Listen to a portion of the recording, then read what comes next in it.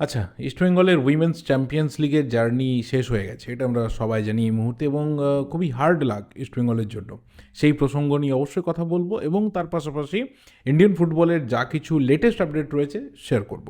প্রথম কথা যেটা বলা রয়েছে সেটা অবশ্যই কিন্তু ইস্টবেঙ্গল মহিলা দলের এই যে একটা ছোট হলেও খুবই ইম্প্যাক্টফুল জার্নি, যেটা সবাই বলছে যে এটা আগামী দিনে যে ক্লাব এই স্টেজে যাবে তারা কিন্তু একটা বড় মোটিভেশন অন্ততপক্ষে ইস্টবেঙ্গলকে দেখে পাওয়ার মতো জায়গাতে ডেফিনেটলি থাকবে। আর ইস্টবেঙ্গল যদি পরবর্তী ক্ষেত্রে যায়, যার চান্স কিন্তু যথেষ্ট হায়ার, কারণ যতগুলো আমাদের এখানে উইমেন্স ফুটবল টিম রয়েছে তার মধ্যে সব থেকে স্ট্রং টিম হচ্ছে ইস্টবেঙ্গলের। কিন্তু হ্যাঁ, এই লেভেলটা এতটাই টাফ, এতটাই হার্ড, এবং অবশ্যই উইমেন্স ফুটবলের লেভেলেও বলছি এতটাই হার্ড আমাদের ইন্ডিয়ান ফুটবলের যে কোনো টিমের জন্য, এটা আমরা সবাই জানি। কারণ এর আগে অবধি যারা গেছে, বিশেষ করে আমি বলবো যে গতবার ওড়িশা এফসি, তারা গিয়ে কিন্তু খুবই খতরনাক পারফরমেন্স নিয়ে এসেছিল, প্রচুর গোল কনসিড করেছিল এবং জয়ের মুখ তো ছাড়ো বাদ দাও, ড্র তো ছাড়ো বাদ দাও, এত পরিমাণে গোল কনসিড করেছিল যে ভারতীয় ফুটবলের কিন্তু মুখ পুড়ে গিয়েছিল। তো সেই জায়গা থেকে ইস্টবেঙ্গলের পারফরমেন্স যথেষ্ট পরিমাণে ভালো হয়েছে, কিন্তু কোথাও তো একটা কিন্তু ব্যাপার থেকে যাবে, কোথাও তো ম্যানেজমেন্ট বিভিন্ন প্রশ্ন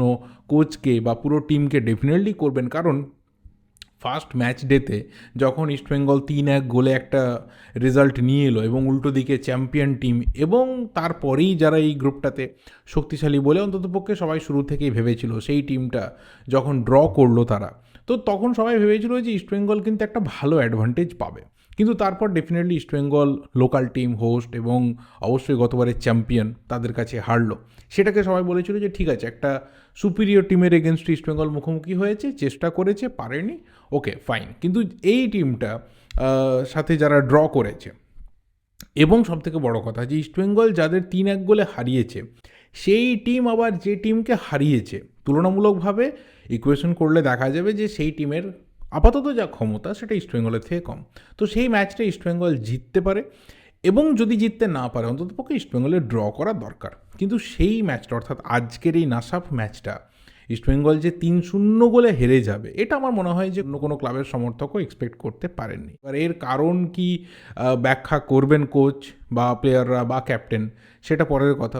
অনেক কিছু কারণ অনেকে বলছে যে প্রথম ম্যাচটা এমনভাবে ইস্টবেঙ্গল জিতেছে, সেটা একটা প্লেয়ারদের ক্ষেত্রে ওভার কনফিডেন্সের কাজ করেছে।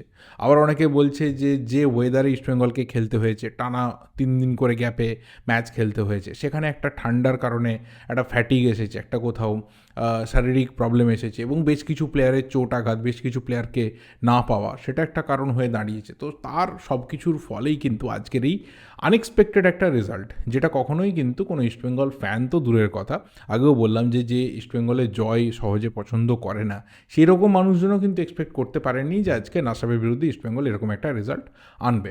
কিন্তু ডেফিনেটলি যখন এরকম একটা মঞ্চে একটা ভারতীয় ক্লাব যায়, তখন অনেক কিছু পজিটিভ ব্যাপারও কিন্তু তার সাথে উঠে আসে। যেমন প্রথম কথা হচ্ছে, ইস্টবেঙ্গল যেভাবে প্রিলিমিনারি রাউন্ড থেকে ফাইট করে মেন রাউন্ডে গেছিলো, সেখান থেকে যে ধরনের পারফরমেন্স তুলে এনেছে বা যে জয় তুলে এনেছে, এবং অবশ্যই যে আশাটা জাগিয়েছিল যে প্রথম ভারতীয় ক্লাব হিসাবে নকআউটে পৌঁছতে পারে ইস্টবেঙ্গল, সবটাই কিন্তু পজিটিভলি ইস্টবেঙ্গল নিয়ে আসছে। এর পরে যারা যাবে, এবং অবশ্যই যদি ইস্টবেঙ্গলও যায়, তাহলে কিন্তু একটা বিগ মোটিভেশনের ক্ষেত্রে সেটা কাজ করবে।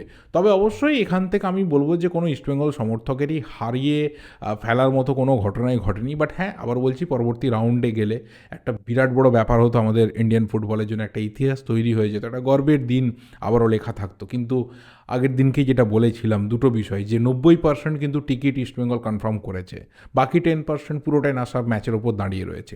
এবং ইস্টবেঙ্গল যদি হারেও, তাহলে কিন্তু ইস্টবেঙ্গলকে মাথায় রাখতে হবে 2 গোলের কম ব্যবধানে হারতে হবে, এবং অবশ্যই তাকিয়ে থাকতে হবে গ্রুপের লাস্ট ম্যাচটার দিকে। তাহলেও কিন্তু একটা স্লাইট চান্স শেষ অবধি থেকে যাচ্ছে 3 নম্বর পজিশনে থেকে টপ বেস্ট 2 টিম হিসাবে পরবর্তী রাউন্ডে মানে নকআউটসে যাওয়ার। তো সবটাই কিন্তু আপাতত ইস্টবেঙ্গলের জন্য পুরোটাই নেগেটিভলি চলে গেছে, ব্যর্থতা আপাতত ইস্টবেঙ্গল মহিলা টিমটার সামনে। বাট স্টিল আমি বলবো যে এখান থেকে অনেক পজিটিভ ব্যাপার এই টিমটা নিয়ে আসছে।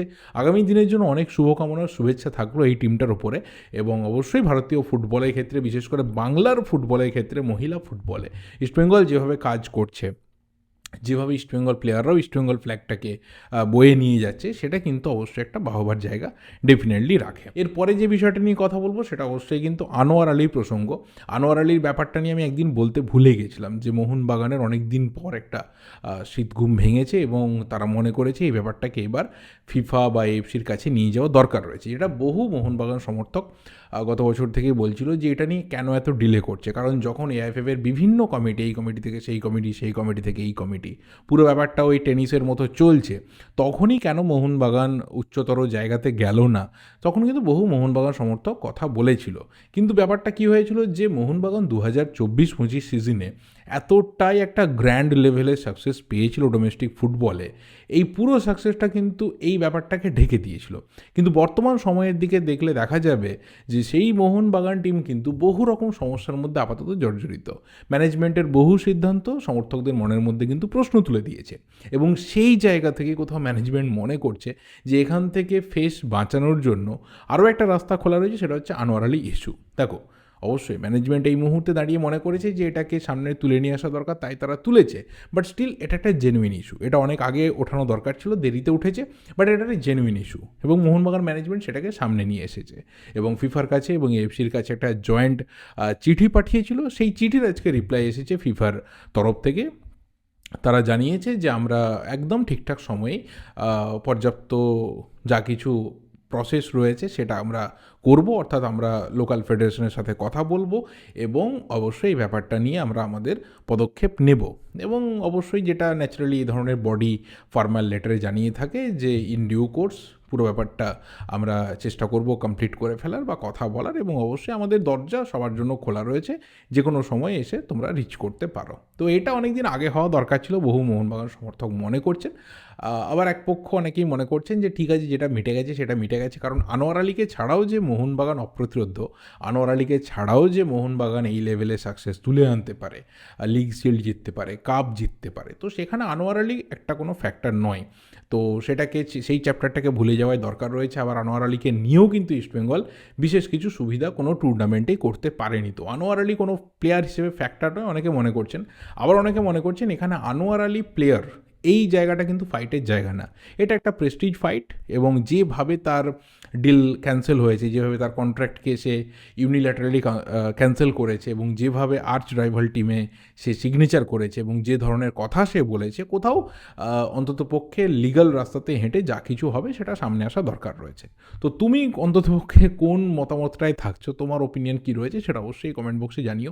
আমি অন্ততপক্ষে গত বছরে আমার নিজের স্ট্যান্ড পয়েন্ট ক্লিয়ার করে দিয়েছিলাম যে কোন প্লেয়ার কোথায় খেলবে এটা তার ব্যক্তিগত সিদ্ধান্ত হতে পারে, নিয়ম মেনে হচ্ছে না, নিয়ম না মেনে হচ্ছে, এটা দেখার দায়িত্ব ফেডারেশনের, এটা দেখার দায়িত্ব ক্লাবগুলোর, এটা দেখার দায়িত্ব যারা বিভিন্ন লিগ্যাল সেলে রয়েছেন তাদের।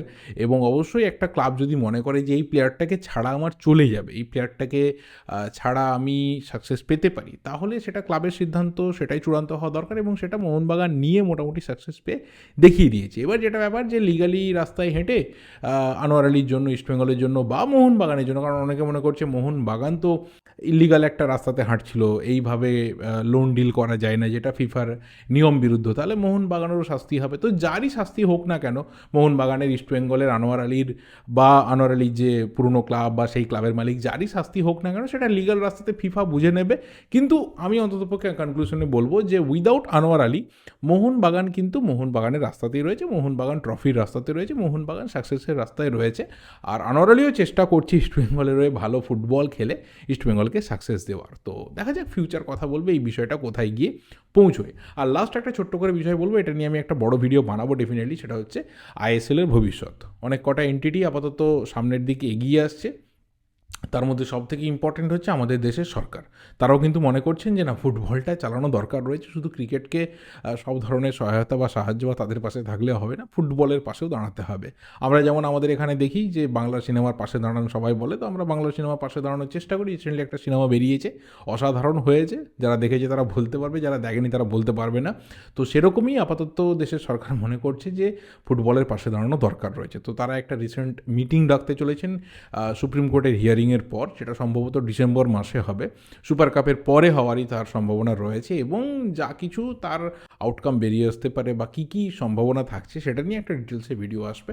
তো একটা আশার আলো পাওয়া যাচ্ছে, এটা অন্ততপক্ষে বলে আমি আজকের এই ভিডিওটা এখানেই শেষ করলাম। বাকি তোমাদের যা কিছু opinion regarding all this things অবশ্যই কমেন্ট করে জানিও। ভিডিওটা এই অবধি ভালো লাগলে লাইক করো, শেয়ার করো, দেখা হবে পরের ভিডিওতে। টিল দেন অবশ্যই চ্যানেলে নতুন হলে চ্যানেলটা সাবস্ক্রাইব করে যাও। Thank you, good bye and good night.